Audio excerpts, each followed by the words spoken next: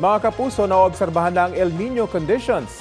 Ayon sa pag-asa, nitong Mayo ay mas uminit pa ang sea surface temperature sa bahagi ng Pacific Ocean.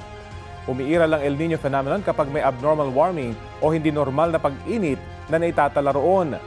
Base sa climate models, mahigit 80% ang posibilidad na mag-develop ito sa full-blown El Nino na posibleng magtagal hanggang 2027. Una na nagbabala ang pag-asa sa mas maulang panahon kapag sumabay ang El Nino ngayong panahon ng tag-ulan. Sa ngayon, walang bagyo o low pressure area na namamataan sa loob o labas ng Philippine Area of Responsibility. Ayon sa pag-asa, malaking bahagi ng bansa ang makaaasa sa maayos na panahon pero posible pa rin ang mga local thunderstorm lalo na sa bandang hapon o gabi.